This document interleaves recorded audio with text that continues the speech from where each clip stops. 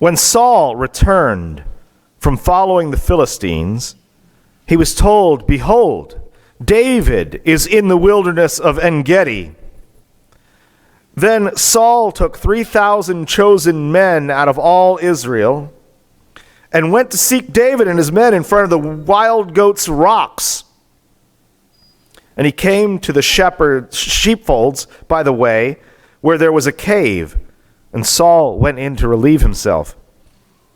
Now David and his men were sitting in the innermost parts of the cave, and the men of David said to him, "Here is the day of which the Lord said to you, Behold, I will give your enemy into your hand, and you shall do to him as it shall seem good to you." Then David arose and stealthily cut a corner off of Saul's robe. And afterward, David's heart struck him because he had cut off a corner of Saul's robe. He said to his men, "The Lord forbid." Excuse me. "The Lord forbid that I should do this thing to my Lord, the Lord's anointed, to put out my hand against him, seeing that he is the Lord's anointed." So David persuaded his men with these words and did not permit them to attack Saul. And Saul rose up and left the cave and went on his way. Afterward, David also arose and went out of the cave and called after Saul, "My lord the king." And when Saul looked behind him, David bowed with his face to the earth and paid homage. And David said to Saul, "Why do you listen to the words of men who say, Behold, David seeks your harm? Behold, this day your eyes have seen how the Lord gave you today into my hand in the cave, and some told me to kill you, but I spared you. I said, I will not put out my hand against the Lord, for he is the Lord's anointed. See, my father, see the corner of your robe in my hand? For by the fact that I cut off the corner of your robe and did not kill you, you may know and see that there is no wrong or treason in my hands. I have not sinned against you, though you hunt my life to take it. May the Lord judge between me and you. May the Lord avenge me against you, but my hand shall not be against you. As the proverb of the ancients says, out of the wicked comes wickedness, but my hand shall not be against you. After whom has the king of Israel come out? After whom do you pursue? After a dead dog? After a flea? May the Lord therefore be the judge and give sentence between me and you, and see to it, and plead my cause, and deliver me from your hand. I'm actually going to stop there, John, but we're going to move on to Matthew, 2 verses from Matthew 5, verse 43 and 44, the words of Jesus. He says, "You have heard that it was said, you shall love your neighbor and hate your enemy. But I say to you, love your enemies and pray for those who persecute you." This is the word of the Lord.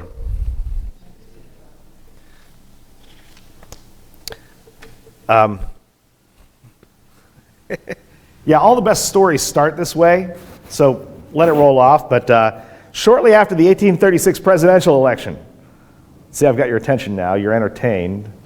You're all big buffs about have a deep and abiding interest in the 1836 presidential election. Suffice it to say that it was won by Martin Van Buren, who succeeded Andrew Jackson in the presidency.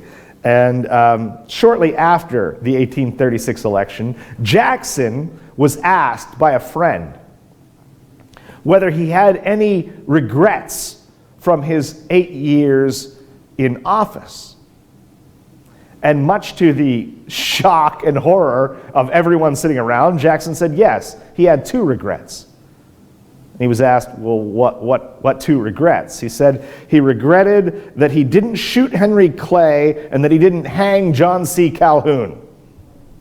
Now this is the reason this is shocking is Henry Clay is almost understandable. Henry Clay had been his opponent in the 1832 presidential election.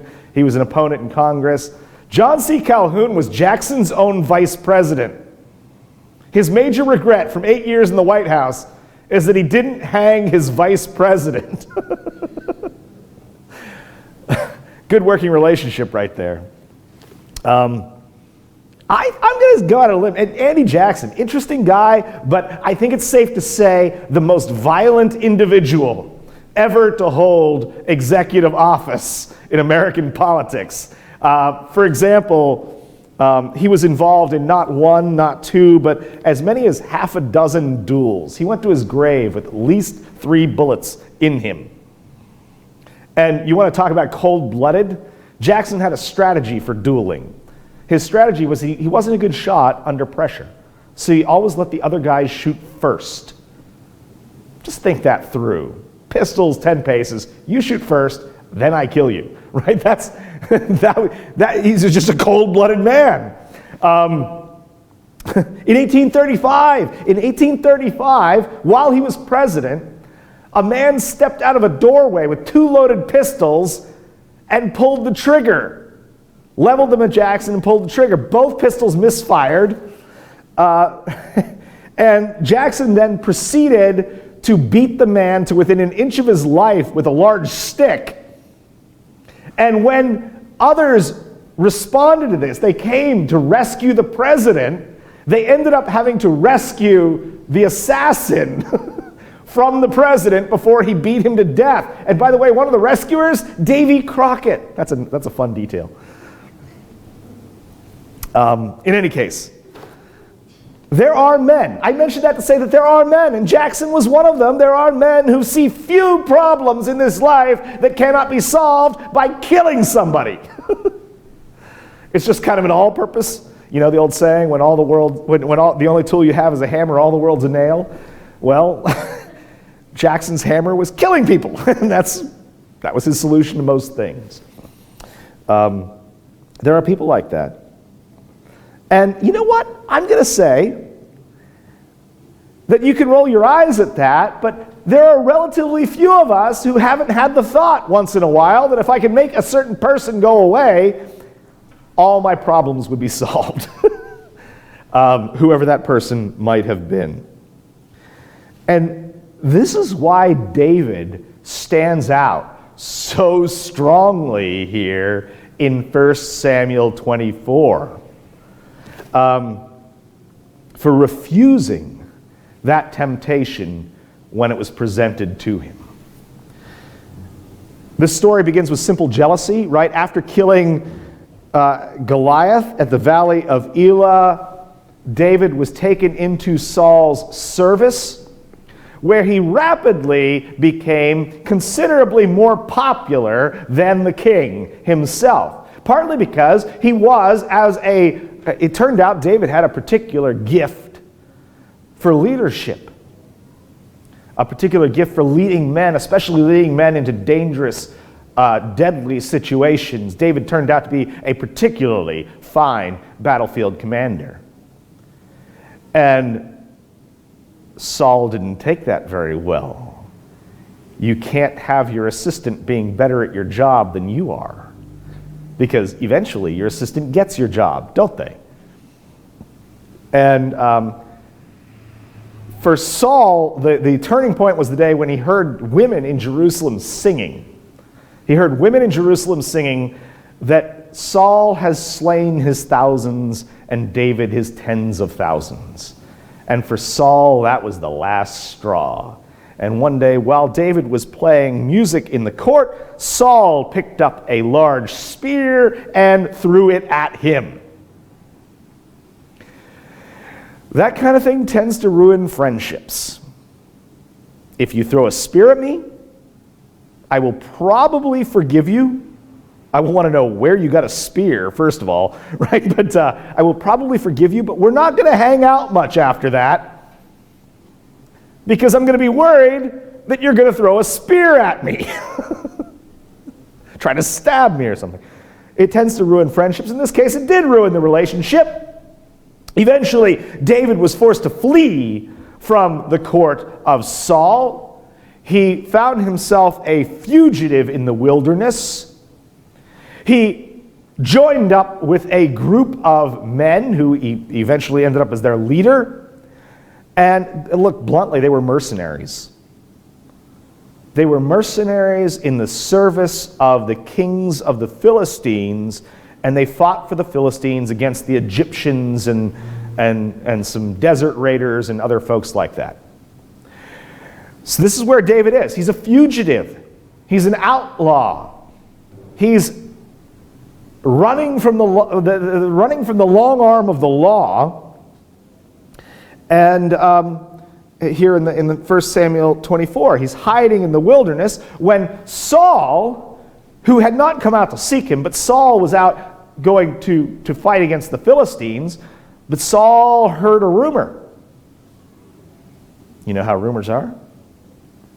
You know who's around here? You know who's been in and out of these villages? David. He's probably around here right now. Well, this is the chance, right? And Saul, driven by hatred and jealousy, took 3,000 of his men and formed a raiding party to hunt David down like a dog. And then something incredibly unlikely happened. The sort of wildly improbable thing that you wouldn't bother writing in a novel, you wouldn't bother with in fiction because everybody would think it was wildly implausible and cheesy and all of that. But it's the kind of thing that happens in real life. And it was simply this, that Saul had to use the bathroom, and in search of a little privacy, he was a king after all, he had his dignity. In search of a little privacy, he saw a cave and thought, hey, there you go. Goes in the cave, and who's in the cave? David and 600 armed men. Now they're deep in the cave because they're hiding. And why are they hiding? They're hiding because there's 3,000 men out there. And I don't know if you passed fourth grade math. I assume you did. You're, at least those of you who are past fourth grade. 3,000 versus 600 is that's not good odds. That's a bad fight. So they're hiding in the back of the cave. Saul comes in to relieve himself, and at that moment, David's men, they can't believe it. They're blown away. They said, this is what the Lord said to you, that he would deliver your enemies into your hand. This is your opportunity, man. Do it. Just put a knife through him. He's right there. He's literally got his pants down. He didn't wear pants, all right? Nobody wore pants. It was the 10th century BC, all right? There may have been somebody wearing pants, but not in the Middle East. Anyway, now I'm going to think the rest of the day about who might have worn pants in the 10th century BC. And that's not a profitable use of my brain. But in any case, Saul's caught with his pants down, metaphorically. And there's the opportunity. And David, however, and by the way, remember that Saul has already been rejected by God, right? Saul's been rejected by God. David has been anointed king by God. If David slips a shiv between his ribs at that moment, isn't he just accomplishing what God has already ordained? It's not murder if that's the way it's supposed to happen, right? Well, David didn't think so. David didn't think so. He crept forward inch by inch toward the king with his dagger drawn, and when he got within striking distance, David quietly cut a corner off of Saul's robe. And you can say, well, wait a minute, wouldn't Saul have felt this? I think Saul probably took his robe off, laid it on the ground, right? I don't know. Doesn't matter. The point is, he cut a corner off of Saul's robe, and he snuck back into the darkness. You'd think at this point, now David's going to be proud, because David accomplished this stealthy maneuver right in the darkness. This is kind of the equivalent of, some Plains Indians tribes. The highest glory a warrior could achieve in battle was not to kill the enemy, but to touch him. Because any fool can kill a man with a bow or a gun at 30 feet. But the mark of a real warrior was to say, I had my hand on him. You'd think David might even be proud of that, but he's not. He says to his men, the Lord forbid that I should do this thing to my Lord, the Lord's anointed. Having settled his men down, David then did something that is either incredibly brave or incredibly foolish, or both. And honestly, most things that are incredibly brave are also incredibly foolish. And a great many things that are incredibly foolish are also incredibly brave. In any case, David stepped out of the cave. He stepped out of the cave and he called out to Saul. And when the king turned around, he bowed down to him. And David asked, why do you listen to the words of men who say, behold, David seeks your harm? Verse 9. At which point he showed him the swatch of cloth that he had cut from Saul's robe, proof that he had ample opportunity to kill the king, but had not. And he said, there is no wrong or treason in my hands. I have not sinned against you, though you hunt my life to take it. Verse 11. Now, I don't recommend you try this, because at this point in the story, you kind of expect a hail of arrows to descend upon David, right? Or men with spears to charge him or something like that. But that didn't happen. Saul, temporarily at least, was moved. He said, you are more righteous than I, for you have repaid me good, whereas I have repaid you evil. So Saul skulked back off to his palace. David, for his part, he's no fool. He doesn't immediately think, hey, we're cool, I'm going back to the palace. No, he went and hid in the wilderness some more because, Saul's going to change his mind and try to kill him again. And, of course, he did. Having heard that story, there's one big obvious question that comes out of it. And that big obvious question is, why not kill Saul? Why not? Saul's a bad guy. Why not solve your problem by running a few inches of, at this point probably bronze, by the way, through Saul's heart? Saul's dead, David's king, end of problem. No one's hunting him or his men anymore. Why not just kill him? This is what Chuck Swindoll, who has been, he passed away, actually, about 10 years ago? Sarah used to listen to him on the way to work. Anyway, Chuck Swindoll, who was a preacher, he was mostly involved in prison ministry. Great advocate of prison ministries. Swindoll called this the life's most subtle temptation. And what he meant by that is justifiable revenge. Right? Not that Swindoll called this life's most subtle temptation because it doesn't look like a temptation. Because you look at it and you say, you know what, I'm going to set things right. I'm going to fix things. I'm going to solve problems. Swindoll knew a thing or two about revenge. If you don't know his background, Chuck Swindoll he described himself as Richard Nixon's dirty tricks man. Chuck Swindoll went to prison for several years for his involvement in Watergate. He had been involved in the break-in of the Democratic National Committee in the Watergate Hotel in 1972. In any case, he knew a few things about revenge. He was, in fact, in charge of revenge for the President of the United States. Swindoll said, and he was right, that the most subtle temptation is the one to do wrong for the right reasons. The temptation to think that the end justifies the means. What's the end? In this case, the end for David is that David gets to be king. Saul's not king. That's what God wills. That's what God has declared.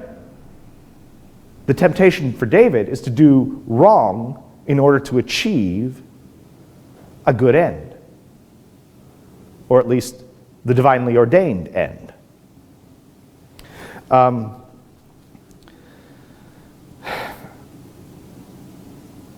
You have the same temptations on a regular basis, right?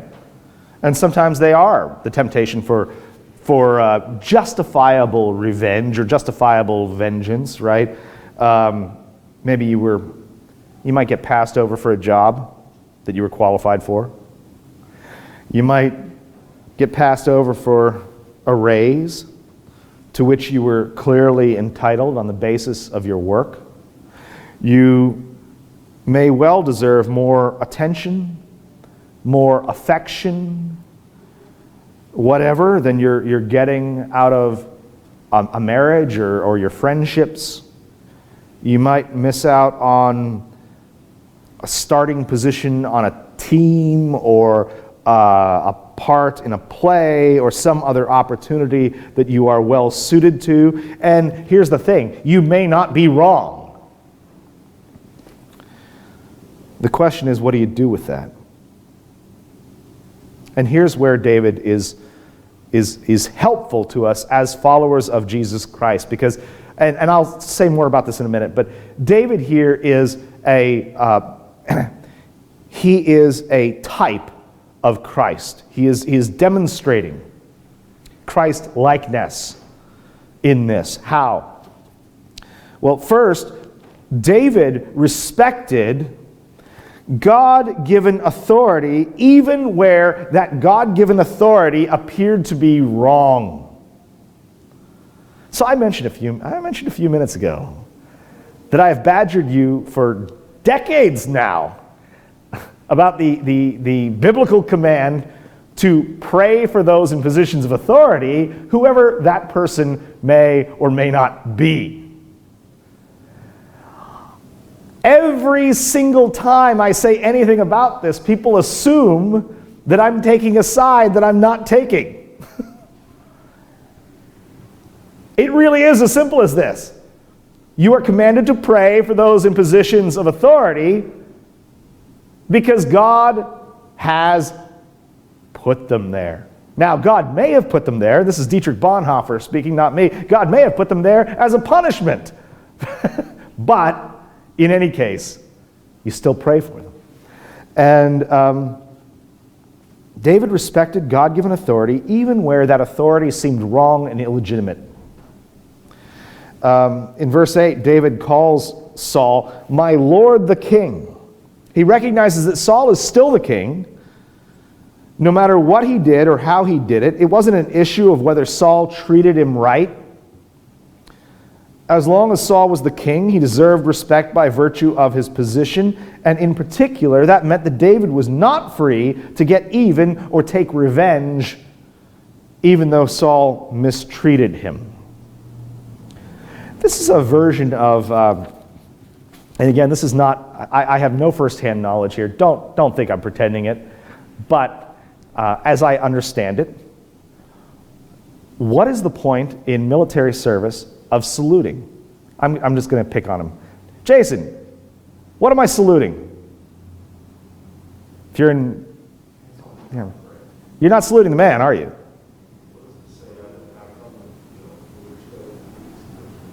Yeah. And in particular, you're acknowledging the rank. You're acknowledging the office, right? You're not like I think the colonel's a great guy. I don't care who the colonel is. He's the colonel, right? And consequently, you're acknowledging the rank, the office, not the man or the woman. The same thing is true here for David with Saul. Verse 10, he puts it another way. He says, "I will not lift my hand against my master because he is the Lord's anointed." Who chose Saul to be king originally? Thank you, Jim. Jim's the one who's not asleep. I like that. God. Yeah. By what authority does Saul occupy the throne of Israel? By God's authority, right? Therefore, to attack Saul in that case would have been indirectly to attack God himself.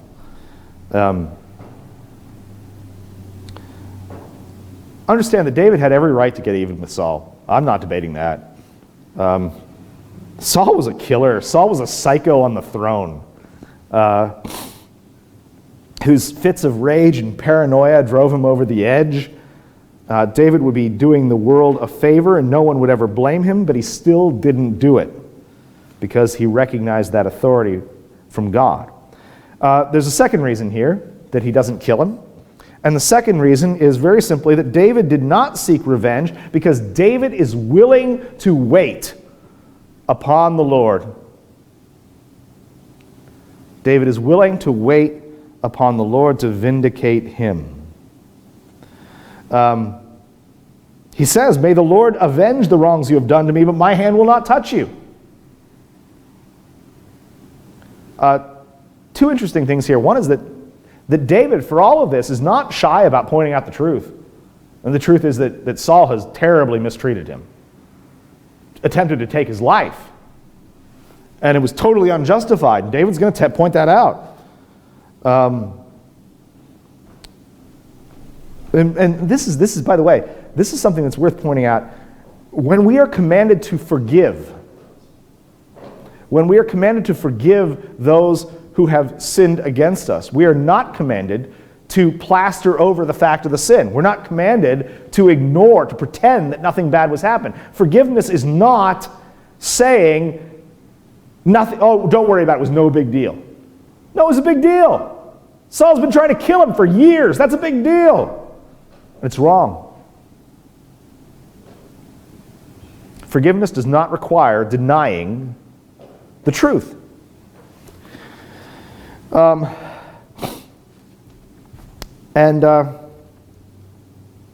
David understood, though, something that a lot of us never quite grasp, and that is that when it comes to revenge, God is much better at it than we are. It's because he sees all things. He sees all sides of every issue. He knows who's in the right and who's in the wrong. Often, from our perspective, it's cloudy. Our judgment is faulty. His is perfect. And he will. Every sin will be paid for. You know this, right? Every sin will be paid for. Every sin ever committed, every wrong ever done will be paid for one of two ways. Either by the sinner in hell or by Christ on the cross. But justice will be done. The Lord is true and good. His judgments are just altogether. Finally, just the last reason that David doesn't kill Saul when he has the chance is that, and this is important for us too, David he wasn't going to follow Saul into disobedience. He wasn't going to sink to Saul's level. Saul's the one who's trying to solve his problems by killing a man. Saul's the one who's trying to do away with the inconvenient fact of David. David goes and stabs him in that cave. Is he any different from Saul? Really? He's not. He's not. And I mentioned it earlier. In all of these things, and that's a fine story, and you can say, here's your moral lessons for life, but that's true. Be like David. Good. Be like David. But more importantly, recognize that David in his refusal to take vengeance upon Saul is most importantly here pointing us toward a truth in Christ. David is, in that moment, a type of Christ. He is a foreshadowing. Jesus is, after all, the son of David, right? Everything that David did in that cave, Jesus did 10 times over. When Jesus was betrayed viciously by one he trusted, he did not seek revenge.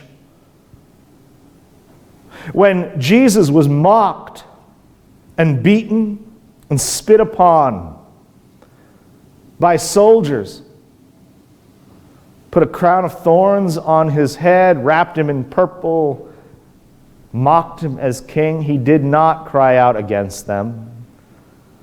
He did not fly into some kind of fury of kung fu.